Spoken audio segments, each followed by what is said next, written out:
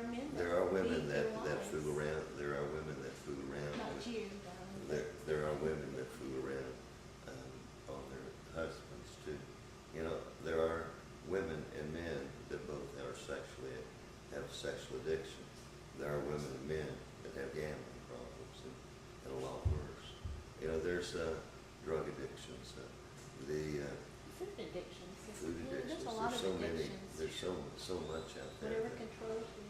whatever controls you, and you know, if you can be set free from that, if you can at least not hate yourself when you fall. You know, if I have an addiction towards chocolate, and I'm going to hate myself every time I eat a bar of chocolate, and then I want, because I'm hating me, it's real hard for me to love anyone around me because I hate me. It can really become a pretty tragic situation. But if you can be set free of that self-hatred, if you can be set free of that addiction, if you can be set free of the things that are holding us in bondage. One of the things we were talking about before our time ended a while ago, that we ran out of film, and so we're back again for another at least 30 minutes. Oh, more of us anyway. Well, I was talking to you about the season of being Rosh Hashanah. And after Rosh Hashanah, which is a 2-day celebration, we have a period of, I believe it's 7 or 8 days. I don't have a calendar in front of me. That we're supposed, this is a God-appointed season to fast and pray and draw closer to God and really search what God's wanting you to do for the new year. Because remember, Rosh Hashanah begins God's new year. And the reason that you blow the trumpets is because of even back all the way to creation. It was a remembrance of creation, of God doing the thunder and creating, you know. So this time that we are drawing closer to God, and what we do when we fast, whether it's you're giving up television, if you're giving up some kind of eating, or whatever it is you're giving up. Cigarettes and whiskey and Wawa. Oh, please give those things up, darling. Whatever it is, it's a time that you're drawing closer to God, to His heart. Our youngest son is behind the camera trying to entice us with food. Where was I? It's a time that we're drawing closer to God. Love food. Oh, it's so evident. You love cigarettes and love women, and I love food. Okay, so it's a time to draw closer to God, to search Him. During this period of time, it's God's open book. He is searching our hearts. He is going to determine what will happen to you in that next year. The following year. So Isn't what that you awesome? do is, this week is you know, this reason people fast, the reason people lay their petitions out before God. If I'm fasting, if I'm giving something up that has a hold on me, and I get hungry, and if that hunger reminds me that I need to spend time with God, I need to use that time to spend with God. And so instead of going and eating, I'm spending it with God. So whatever it is, whether it's fasting from television would be great. And here we are on television. It's probably not very good to say, but fasting from maybe a certain type of program that's got you a stronghold over you. I don't know. Pornography or... Oh, but that would be a great thing to fast from. Yes, everyone, starting on Rosh Hashanah, give up the pornography. That's good.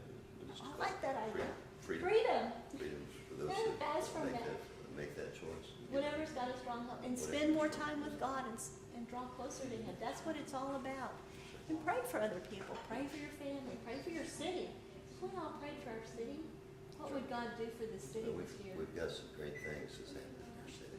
Our city's a great city, and the people of our region are great people.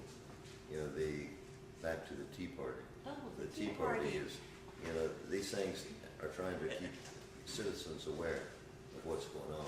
There are a lot of good resources out here, and we'll be listing a lot on our website of organizations that are keeping people informed. This is a time that we have to stand together. This is time we have to get involved. This is time that, we can't let the same old people make the same old decisions. This is time that the new people making decisions can get kind of scary sometimes, especially you start paying attention to what they're doing and what they're saying. This isn't a time that we run to communism. This isn't a time we run to socialism. This isn't a time that we run to New Age or to the world or to any of the doctrines out there that's flat out scary if you look right down to the heart of them. It's time that we submit our lives to God. It's a time that we draw close to the heart of Jesus Christ. It's a time that if we stand in unity one with another and say, we will stay informed. We will know what's going on. We will make a lot of difference in not only our lives, but the lives of those around us. That we can make a difference. It's not going to happen if it's just the white people hanging out together, the black people hanging out just for themselves, and the brown people hanging out over in their corner, and the Asian people hanging out over in their corners. It's not that at all. It's us all working together for the betterment of our country, because this is where we live. This is where our children are going to grow up, and our grandchildren are going to grow up. And if we're not involved right now, then we're going to lose freedoms that we won't even remember we had in 20 years. And that's scary. It's time that we turn our hearts to God. It's time we get our lives together and say, I don't need that wickedness in my life anymore. I don't need that sin. I don't need that darkness. What I need is a pure heart of love. I need a pure path to walk on.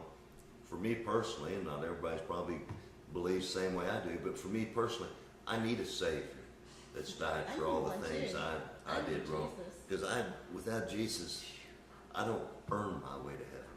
I don't deserve to be in heaven because I made too many You mean you can't bad be choices. good enough? All you can do is receive His love and let His love flow through you. Trust that what Jesus did on the cross is good enough for you. So we all fail. We all make mistakes. We all make wrong choices. And we've made those. And we've made those. We've made a lot of mistakes. But I'm not going to ever get in front of you and say that I'm perfect. Maury was yip-yapping about perfect, and it's not about being perfect. It's about admitting that the perfect one is the one we serve. But you still strive to do your best. Well, I want Jesus to. I want to walk in His footsteps. I want to let His glory. In Jesus. I want to abide in the light.